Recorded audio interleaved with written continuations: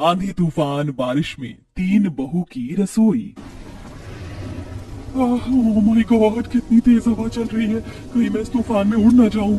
पता नहीं माँ जी को इस आंधी तूफान बारिश में पहली रसोई करवाने की क्या जरूरत थी। वही तो, मेरा तो ये तूफान देखकर दिल घबरा रहा है और दिमाग घूम रहा है। भला हम यहाँ कैसे खाना बना सकते हैं, कितनी आंधी चल रही है। छी, मेरे मुंह में तो मिट्टी भी आ गई। ये सब काम करने के लिए ये गवार है तो सही। परिधि, हमारे साथ तुम भी माँ जी को मना कर दो ना। क्यों इस खेत में रसोई और खाना बनाने की कह दी तुमने? दीदी, मैंने सिर्फ हामी भरी थी। आप ये तो सोचिए, हम लोगों को इस आंधी तूफान बारिश में 4-5 घंटे बीत चुके हैं। आपको भी भूख लग रही होगी और मम्मी जी पापा जी को भी, हमारे पतियों को भी। ऐसे में शुक्र करिए कि हमें ये खाना बनाने का सामान और रहने की जगह मिल गई, वरना भूखे मरना पड़ता। तभी दोनों के पेट से तेज गुड़गुड़ की आवाज आती है। सही बोल रही हो तुम, भूख तो लग रही है। देर भी काफी हो चुकी है। काश इस बारिश में गर्मा गर्म पनीर मोमोज खाने को मिल जाते तो मजा आ जाता। या फिर स्प्रिंग रोल, हॉट एंड सोर सूप या भुट्टा। लेकिन यहाँ पर ऐसा कुछ नहीं मिलेगा दीदी। जो बन रहा है वही खाना पड़ेगा। अरे यार, मेरा महंगा इयररिंग कहाँ गिर गया? अभी तो यही था। बहुत एक्सपेंसिव है वो, प्लैटिनम का। चौंक लग गया। अरे दीदी, पूरा आपका झुमका ला कर दे दो। दीदी, चूल्हे पर मैं खाना बना रही हूँ, छोड़कर गई तो जल जाएगा। आपको तो पता है बारिश आ रही है, पास में ही तो है, आप खुद ले लो। तब न चाहते हुए भी दीप्ति बारिश में अपना इयररिंग उठाने टीन से निकलती है। उसकी हील्स खेत की कीचड़ में घुस जाती है और इयररिंग उठाकर लाती है, जिसे हाथ भी गंदा हो जाता है। ची ची ची, मेरा हाथ गंदा हो गया। माय गॉड, मुझे बहुत गंदा लग रहा है और मैं बारिश में भीग भी गई। खेत में कौन पहली रसोई करवाता है? Oh no, my heels is stuck in कीचड़। सीमा दीदी, help me. No way, I can't. मैं वहां जाकर गंदी नहीं होना चाहती। तुम ऑलरेडी हो चुकी हो, अपने आप आ जाओ हील्स उतार कर। तब दीप्ति हील्स उतारकर कीचड़ में पांव रख वापस चूल्हे की तरफ आती है कि कीचड़ में फिसल जाती है। तब सास छाते में आकर उसे देख हंसने लगती है। अरे दीप्ति बहू, ये तुमने अपना क्या हश्र बना रखा है? मैं तो पहली रसोई का हाल चाल देखने आई थी और तुम्हारा भी देख लिया। कुशल तो हो। माँ जी, आपको दिख नहीं रहा क्या? आप मुझ पर हंस कैसे सकती हैं? देखिए, मैं पूरी गंदी हो गई हूँ। ये आपका खेत में पहली रसोई का आइडिया मुझे बहुत गंदा लगा। मुझे बहुत इरिटेशन हो रही है। अब देखो, पानी तो आसपास है नहीं, झोपड़ी के पास है। इस बारिश में ही खुद को साफ कर लो। अरे माँ जी, मुझे कपड़े चेंज करने प्लीज। अच्छा, ठीक है, चल मेरे साथ। अच्छा हुआ मैंने इसकी बात नहीं मानी, वरना मुझे भी कीचड़ में लपेट लेती। हाँ जेठानी जी। हंस क्या रही हो? खाना बनाओ। हाँ दीदी। तब परिधि चुपचाप खाना बनाती है। सीमा शांति से बैठ जाती है और सुमित्रा अपनी दूसरी बहू को कपड़े बदलवाने झोपड़ी के पीछे ले जाती है। ये मंजर देखकर आपके मन में एक सवाल होगा कि ये तीन बहू आकर इतनी आंधी तूफान बारिश में बेहद परेशानी उठाकर खेत में क्यों पहली रसोई कर रही थी? तीन बहुएं, दो शहर की रोशनी में पली, एक गांव की मिट्टी में गढ़ी। किस्मत ने तीनों को एक छत के नीचे लाकर खड़ा किया, पर पहली रसोई ने उन्हें खेत तक पहुंचा दिया। और कैसे पहुंचाया, यही जानने के लिए हम कहानी में एक दिन पीछे चलते हैं, जहां तीनों बहू बेटों की शादी एक साथ हो जाती है और वो सब शहर से गांव के कच्चे रास्तों पर गाड़ी में बैठकर आ रहे थे। माँ जी, पापा जी, मोन्टू, गाड़ी में बैठे बैठे पैर दर्द हो गए। आखिर हम अपने ससुराल कब पहुँचेंगे? हाँ माँ जी, कब पहुँचेंगे? मेरी भी कमर दर्द हो रही है। कितनी देर से खेत आ रहे हैं और इतने धक्के लग रहे हैं कच्चे रास्ते पर। बहू, गांव में पक्की सड़कें नहीं होती और गांव छोटा नहीं होता, इसलिए अभी घर पहुंचने में पूरे 2 घंटे हैं। लेकिन उससे पहले हमारा खेत बीच में पड़ेगा। तुम चाहो तो मैं तुम सबको अपने खेत दिखा सकती हूँ। हाँ माँ जी, खेत दिखा दीजिए ना। वैसे किस चीज का खेत है? बहू, हम अपने खेत में दाल चावल और 2 सब्जी की खेती करवाते हैं। फिर तो मैं जरूर देखना चाहूंगी। वैसे भी ससुराल पहुंचने में टाइम है, अपने खेत को देखते ही हुए चलते हैं। क्यों जेठानी जी? मुझे खेत देखने में कोई इंटरेस्ट नहीं है, बस रिलैक्स करना। I am to tired. हाँ माँ जी। तभी अचानक से तेज आंधी तूफान चलने लगता है। ये क्या पापा, गाड़ी चलाना मुश्किल हो रहा है, एकदम से मौसम खराब हो गया। तभी बिजली कड़कड़ाती है। बाप रे, मौसम खराब होने वाला है और तेज बारिश भी शुरू होने वाली है। ऐसे तो हम घर नहीं पहुंच पाएंगे। कीचड़ होने के बाद रास्ता बेकार हो जाता है। माँ जी, इतने अमीर हो फिर भी गांव में क्यों रहते हो? क्या हमारा ससुराल भी झोपड़पट्टी का है? तूफान आंधी चलने लगती है। नहीं बहू, तुम्हारा ससुराल झोपड़ वाला नहीं है। हमने बंगला बनवा रखा है। जरूरी नहीं है गांव में सिर्फ झोपड़ी ही हो। अब गांव में भी अच्छे घर बनने लग गए हैं, सुख सुविधा भी है, थैंक गॉड। भले ही हमारा ससुराल अच्छा खासा बना हुआ है, लेकिन जो बात मिट्टी के घरों में होती है ना, वो बंगले में नहीं हो सकती। मिट्टी की खुशबू की बात ही कुछ और होती है। यह तो बिल्कुल ठीक कहा परिधि बहू ने। तभी गाड़ी कच्चे रास्तों पर अजीब तरीके से चलने लगती है। कुछ ही देर में वो अपनी गाड़ी अपनी झोपड़ी के पास रोकते हैं। 20 कदम पर ही उनके सामने उनका खेत। तब सास तीनों बहू को अपना खेत दिखाती है, जहाँ चावल और दाल की अलग अलग फसलें थी और कम हिस्से में सब्जी हुई थी। वहीं बाकी लोग झोपड़ी में चले जाते हैं। वाओ माँ जी, मौसम तो बहुत अच्छा हो रहा है। गांव में आने की बात ही कुछ और है। हाँ हाँ बेटा। माँ जी, हल्की हल्की बारिश शुरू हो गई है, हम भीग जाएंगे। रहने दीजिए खेत, मैं सोच रही हूँ घर चलते हैं हम। अरे बहू, कुछ नहीं होगा आज। तभी अचानक से तेज आंधी तूफान बारिश होने लगती है।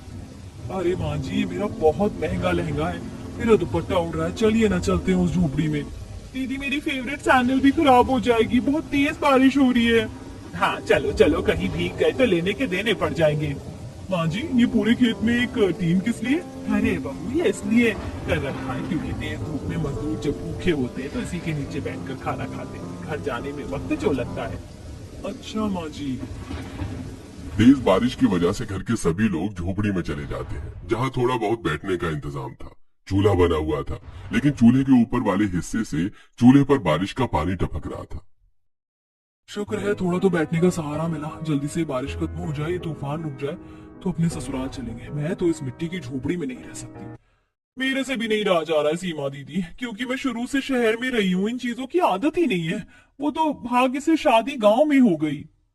भाग्य से नहीं, लव मैरिज करके। और मेरा घर बंगला सा बना हुआ है, इसलिए तुम शादी के लिए मानी, वरना तुम यहाँ क्यों आती? भाभी भैया की बात का बुरा मत मानना, वो अक्सर ऐसी बातें करते हैं। बस बहुत हुआ, कितनी देर और हमें यहाँ रुकना पड़ेगा? बाबू चिंता मत करो, बरसात रुकते ही घर चलेंगे। 4 घंटे बीत जाते हैं, लेकिन तेज तूफान और बारिश थमने का नाम ही नहीं लेते। अब तो सबको भूख लगने लगती है। अरे बाबा, ये बारिश तूफान तो रुका ही नहीं, अब भूख लग रही है। सुबह की विदाई करके निकले हुए हैं और जब से कुछ नहीं खाया। थोड़ी देर में रात हो जाएगी, अब घर कैसे जाएंगे? बेटा, हालात देखकर लगता है हम जा नहीं सकते। वैसे भी रास्ते में जंगल है, आज यही रुकना पड़ेगा, कल घर के लिए निकलेंगे। हाँ पापा, लेकिन भूख का क्या, यहाँ खाने को कुछ नहीं है। भैया जी, वो माँ बाबूजी ने रास्ते के लिए कुछ मट्ठी और मिठाई रखी थी, आप गाड़ी में से वो ले आए, जब तक हम वही खा लेते हैं। वैसे माँ जी, यहाँ पर चूल्हा है, हम चाय बना देते हैं। अरे बहू, सबसे पहले तुम लोगों की पहली रसोई होगी और मैं नहीं चाहती तुम्हारी पहली रसोई यहाँ हो। गर्वित, जा गाड़ी में से सामान लिया, वही खा लेते हैं। और गर्वित, मेरा पर्स भी ले आना, उसमें कुछ स्नैक्स रखे हैं, मैं तो वही खा लूंगी। तब गर्वित गाड़ी में से खाने पीने का सामान ले आता है, जिसे सब लोग खाने लगते हैं। फिर परिधि बैठने और सोने के लिए झाड़ कर बिस्तर लगा देती है। ओ नो, अब हमें यहाँ रहना पड़ेगा। जल्दी से मौसम ठीक हो जाए, कल सुबह हम यहाँ से फौरन निकल जाएंगे। पता नहीं कैसे सोएंगे। वही तो, पंखा कितना धीरे धीरे चल रहा है। बेटा, बारिश के बाद मौसम यहाँ का ठंडा हो जाता है, अभी तुम्हें ठंड लगने लगेगी, इसलिए यहाँ कंबल भी रखे हुए। चाय बन जाती तो अच्छा लगता, लेकिन ये देखो, बारिश के पानी की वजह से मिट्टी का चूल्हा ही खराब हो गया। बाप रे, अब तो ऐसे ही सोना पड़ेगा। पेट तो नहीं भरा, लेकिन परिधि, तुम्हारे माता पिता ने अच्छा किया जो रास्ते में सबके खाने के लिए सामान रख दिया। शुक्रिया पापा जी। तेज आंधी आती है, जिससे झोपड़ी उड़ने जैसी हो जाती है। घर के भीतर के लोग डर जाते हैं, बादल तेज गड़गड़ाने लगते हैं। बाप रे, मौसम तो बहुत खराब है, अब हमें सो जाना चाहिए। जितना जल्दी सोएंगे उतना जल्दी उठकर घर पहुंच जाएंगे कल। हाँ बहू। माँ जी, बहुत डर लग रही है। तुम्हारे पाँव के पास ही है कंबल बहू, ओढ़ लो। तब सब लोग कंबल ओढ़कर झोपड़ी में सो जाते हैं। सुबह 6 बजे बारिश हल्की होती है और सब लोग उठ जाते हैं। अरे ये क्या, बारिश तो अभी तक नहीं रुकी। अब मुझे और भूख बर्दाश्त नहीं हो रही, मुझे नाश्ता चाहिए। माँ, कुछ तो यहीं पर ही बना दो ना। हाँ माँ, मुझे भी बहुत भूख लगी है। अरे बेटा, चूल्हा खराब हो रखा है, कैसे बनाऊं इस पर कुछ? चूल्हा बनाकर सूखने में भी टाइम लगेगा, और मौसम देख कैसा है। तभी पास की पड़ोसन उषा देवी पन्नी से खुद को ढककर सुमित्रा के पास आती है। अरे कैसी है सुमित्रा और भाई साहब, आप कैसे? मुझे पता नहीं था आप लोग खेत के पास वाली झोपड़ी में ठहरे हुए। और ये बच्चे कौन है? तीनों बच्चों का ब्याह हो गया क्या? हाँ, तीनों बच्चों की शादी हुई है। कल हम यहाँ से घर लौट रहे थे, सोचा बच्चों को खेत दिखाते हुए चले, पर जब से मौसम ऐसा बिगड़ा हुआ है कि बारिश बंद नहीं हो रही, आंधी तूफान कम होता तो निकल जाते। मुझे तुम लोगों की फिक्र हो गई, इसीलिए तो बारिश में सुबह सुबह यहाँ खबर बताने आई हूँ। रेडियो पर सुना और पास का दूध वाला भी बताया है कि आप लोग जिस रास्ते से जाने वाले हो वो रास्ता बाढ़ की वजह से बंद हो गया और 3-4 दिन तक तो वो रास्ता ठीक ही नहीं होगा, इसलिए आप लोगों को यहीं रुकना पड़ेगा। क्या? ऐसा नहीं हो सकता, मैं झोपड़ी में नहीं रह सकती। ये तो बहुत परेशानी वाली बात हो गई। यहाँ खाना पीना रहना बहुत मुश्किल है और चूल्हा भी जल नहीं रहा। सुमित्रा बहन, मैं ज्यादा से ज्यादा सूखी लकड़ी देकर मदद कर सकती हूँ, बाकी तो मेरे पास और साधन है नहीं। नमस्ते आंटी जी, आप वही दे दीजिए, बाकी सब कुछ मैं कर लूंगी।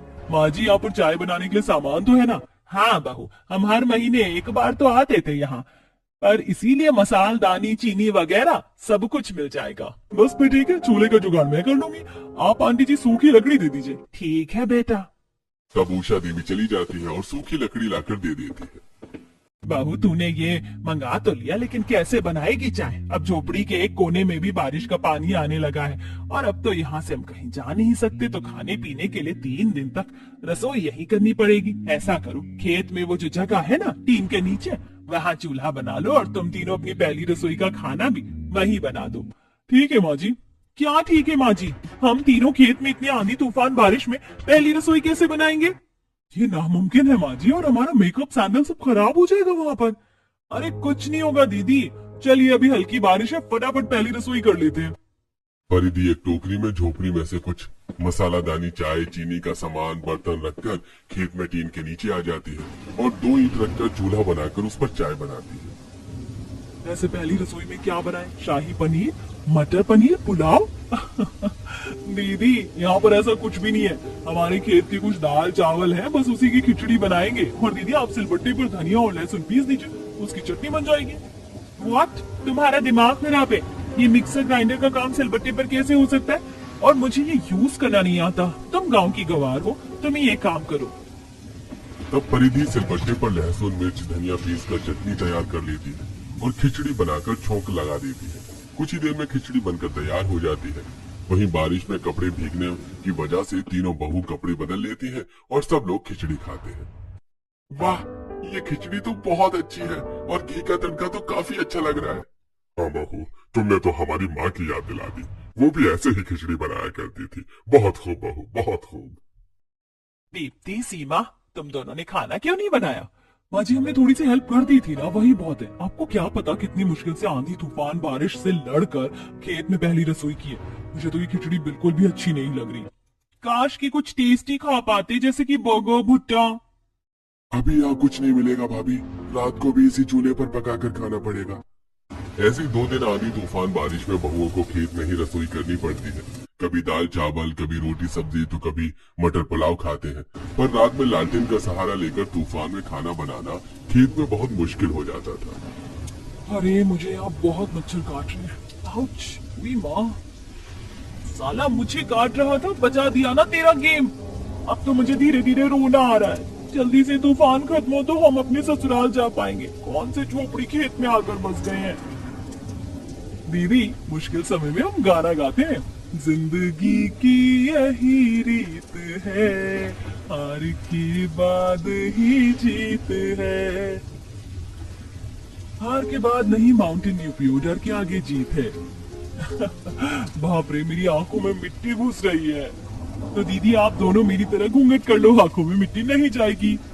पता नहीं यहाँ रहकर हमें क्या क्या करना पड़ेगा। अरे बहू, खाना बन गया है क्या? हाँ पापा जी, बस बन गया है, ला रहे हैं। पापा जी, आपने रास्ते के बारे में नहीं पूछा, क्या वो रास्ता खुला या नहीं? बेटा, उस रास्ते में अभी बहुत पानी भरा हुआ है, जाना मुश्किल है। हो सकता है 2-3 दिन बाद हम वापस अपने घर चले जाएं। Not again. कुछ देर में सब लोग रात का खाना खाते हैं और सो जाते हैं। अगले दिन उषा और मुखिया आते हैं। अरे राजेश जी, कैसे हैं आप सब? ठीक तो हैं? वैसे इतने दिन ज्यादा आप रहते नहीं हो, लेकिन बहू बेटों के साथ टिक गए हो है? अरे वही तो, क्या कर सकते हैं, ये आंधी और बारिश तो रुक नहीं रही, देख रहे हो ना आप। हाँ हाँ राजेश जी, मेरे घर के पीछे 2 झोपड़ी उड़ चुकी हैं। बेचारे बेसहारा हो गए 2 लोग। बड़ा मुश्किल समय चल रहा है। वैसे मैं ये कहने आया था कि यहाँ पास में एक स्कूल है। बच्चों का खाना अभी तक नहीं पहुँचा। कच्चे रास्ते में बच्चों का खाने की वैन फंस गई है। अगर आप लोग 50 बच्चों का खाना बना देते तो मदद हो जाती। और राजेश जी, आपके पास तो खेत का भंडार भी है। अरे हाँ हाँ मुखिया जी, अपने गांव के बच्चों के लिए हम इतना तो कर ही सकते हैं। बहू, जरा 50 बच्चों के लिए दाल चावल बना दो। हाँ बहू, जाओ तुम तीनों खेत में जाकर मिलकर तैयारी करो। जी माँ जी। तब तीनों बहू बड़े बड़े पतीले में दाल चावल की सफाई कर खाना बनाना शुरू करती हैं। तेज आंधी की वजह से दीप्ति की आंखों में मसाला लग जाता है, जिस वजह से वो चिल्लाने लगती है। मेरी आंखें जल रही हैं, कोई बचाओ। पर ये सब तुम्हारी वजह से हो रहा है। तुमने ही माँ जी को मना नहीं किया खेत में खाना बनाने से। दीदी, मुझे नहीं पता था ऐसा हो जाएगा। मैंने आपको बोला है ना, घूंघट में रहो धूल मिट्टी के समय। परिधि दीप्ति की आंखें पानी से धुलाती है। तब दाल चलाती हुई सीमा, मुझे तो गैस की आदत है, लकड़ी का धुआं मेरी स्किन को खराब कर देगा। दीदी, बच्चों का खाना तैयार करना है, कोशिश तो कीजिए। जरूरत है, कोई प्रदर्शन नहीं। तभी छत की टीन तेज आंधी बारिश में उड़ जाती है। दीदी, बच्चों का खाना खराब हो जाएगा। दीप्ति दीदी, जल्दी से झोपड़ी में से तिरपाल लेकर आइए। आए हाय, अब मुझे जाना पड़ेगा। तब परिधि और सीमा खाना बचाने की कोशिश करते हैं। चावल को ढकते हैं, इतने में दीप्ति तिरपाल लेकर आ जाती है और तीनों छत ढक देती है। शुक्र है बहू, बड़ा नुकसान होने से बच गया। बच्चों के स्कूल का खाना तैयार हो जाता है और मुखिया बच्चों का खाना स्कूल पहुंचवा देता है और आकर कहता है, पवित्रा बहन, बहुत बहुत शुक्रिया आपका और आपकी बहू का, जो उन्होंने इतने आंधी तूफान बारिश में भी खेत में खाना बनाकर बच्चों को पहुंचा दिया, वरना बेचारे बच्चे भूखे रह जाते। अरे भाई साहब, शुक्रिया की कोई जरूरत नहीं है। छोटे बच्चों के लिए भी नहीं कर सकते तो इंसानियत किस बात की। वैसे मेरी परिधि बहू है, उसने हौसला रखा है, अभी खाना बन पाया, वरना मेरी दोनों बहू तो पीछे हट गई थी। सच में आपकी छोटी बहू बहुत समझदार है। मैंने देखा खेत में वही काम करती रहती है। जी, ये तो है। ये बात सुनकर दोनों बहू को चिढ़ होती है। फिर से बादल गरजने लगते हैं और तेज आंधी बारिश फिर से शुरू हो जाती है। घर वाले सब झोपड़ी में बैठे परेशान होते हैं। तब उन्हें परेशान देख परिधि खेत से कुछ सब्जी तोड़कर उनके पकौड़े बनाकर घर वालों को खिलाती है। वाह बहू, इतनी बारिश तूफान में भी तुम हम सब का मन खुश करने के लिए चाय पकौड़े बनाकर लाई हो। बहुत अच्छा, और बनाया भी बहुत स्वादिष्ट है। हाँ बहू, तुम्हारे हाथ की चाय बहुत अच्छी है। अब रात का खाना खाने की भी जरूरत नहीं है। कुछ ही देर में सब सो जाते हैं। अगले दिन राजेश के खेत की मजदूरी करने वाला पवन और हरिया आता है। अरे मालिक, आप यहाँ कब से? अरे माफ कीजिएगा, 1 हफ्ते से हम यहाँ आ नहीं रहे थे। अरे कोई बात नहीं, लेकिन तुम्हें ऐसे मौसम में खेत को अकेला नहीं छोड़ना चाहिए था। माफ कीजिएगा मालिक, फसल पूरी तरह तैयार हो गई है और सुनने में आया है मौसम इससे भी ज्यादा खराब होने वाला है। अगर हमने आज ही सारी फसल को नहीं तोड़ा तो सब बर्बाद हो जाएगा और लाखों रुपए का नुकसान हो सकता है। हमें आज ही करना होगा। क्या, तो और लोग कहाँ हैं? अरे मालकिन, सब अपने घर में आंधी तूफान से परेशान है। किसी के घर में पानी घुस गया, किसी का घर उजड़ गया और हम 2 ही आ पाए। कोई बात नहीं, हम सब है ना, हम मिलकर मदद करेंगे फसल निकलवाने में। भाई साहब, नकुल जी, आप तैयार है ना? दीदी, आप भी? हे भगवान, अब हमें भी खेत में जाना पड़ेगा। तेज आंधी तूफान में घर के सभी लोग और मजदूर सारी सब्जी और अनाज को तोड़कर इकट्ठा करते हैं और झोपड़ी के अंदर रखवाने की कोशिश करते हैं। आय हाय, छी, खेत में आकर क्या क्या करना पड़ रहा है। कीड़ा चढ़ गया हमारे हाथ पर, कीड़ा। दीदी, कीड़ा हटा दिया, अब परेशान मत होइए। अरे जल्दी जल्दी करो, मौसम खराब है। जी, मेरे हाथ पर मिट्टी लग गई और इतनी गंदी बदबू क्यों आ रही है? लगता है दीदी कोई जानवर गंदगी करके चला गया। आप समझ रहे हो ना कौन सी गंदगी? ईयू। 3-4 घंटे में खेत का सारा अनाज और सब्जी सुरक्षित कर लिया जाता है और मजदूर चले जाते हैं। इतने में आंधी तूफान थोड़ा कम हो जाता है तो पास के गांव की 2 औरतें, मुखिया और राजेश का दोस्त आता है। अरे क्या बात है राजेश, तूने तीनों बेटों की शादी कर दी। बहू के हाथ का कुछ बना कर तो खिला दे। हाँ बहू, हम तो तुम्हारे हाथ का खाना चखने आए हैं। आओ आओ बैठो। परिधि बहू, सीमा, दीप्ति, जरा मेहमानों के लिए खाना बना कर ले आओ। जी माँ जी। तब तीनों बहू खेत में पहुंच जाती हैं, जहाँ फिर से हल्की बारिश शुरू हो जाती है। परिधि, बहुत हो गया, तुम मना नहीं करती, लेकिन अब मैं तो बिल्कुल खाना नहीं बना सकती और मैं भी नहीं बना रही। ना मैं इतना अच्छा बनाती हूँ, तुम ही बनाओ, बहुत तारीफ मिलती है। वैसे भी माँ जी, पापा जी और बाहर के लोगों से तुम्हें। ठीक है दीदी, मैं बना लेती हूँ, आप यहीं रह लो, कहीं जाना मत, वरना लोगों को लगेगा सिर्फ मैंने बनाया है। तब परिधि आटे में गुड़ मिलाकर गुड़ की रोटी, साग और खीर बना देती है, जिसे खाकर मेहमान लोग बहुत खुश होते हैं। अरे वाह राजेश, तेरी बहू ने तो बहुत अच्छा खाना बनाया है। अच्छा है भाई। बहू, तुमने बहुत अच्छा खाना बनाया। अब तुम्हें देख लिया तो यही पर शगुन भी दे देते हैं। ये लो, तुम तीनों ऐसे ही खुश रहो। वैसे राजेश जी, मैंने पता किया है, कल कोई बारिश नहीं होने वाली, मौसम साफ रहेगा, तो आप मौका देखकर निकल जाना। बहुएं भी परेशान हो रही होंगी। आपने बिल्कुल ठीक कहा। खाना खा पीकर गांव के लोग बहू को आशीर्वाद देकर चले जाते हैं। अगले दिन साफ मौसम देखकर सास भी अपनी तीनों बहू को आलीशान घर में ले आती है और उनके अच्छे से गृह प्रवेश करवाती है। फाइनली हम अपने घर आ गए, अब मैं चैन की सांस ले सकती हूँ। और मैं भी, दिमाग खराब हो गया था उस खेत में आंधी तूफान बारिश देखकर। वैसे तुम दोनों ने परिधि बहू की एक बार भी ढंग से मदद नहीं करी। उस बेचारी ने अकेले आंधी तूफान बारिश से लड़कर खेत में खाना बनाया।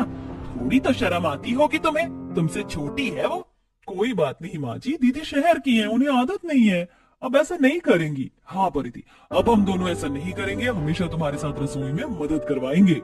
तीनों बहू एक दूसरे के गले लगती हैं। ये देख सास को खुशी होती है। दोस्तों, तूफान चाहे बाहर आए या जिंदगी में, अगर हाथ में हिम्मत और मन में प्यार हो तो चूल्हा खेत क्या कहीं भी जल सकता है।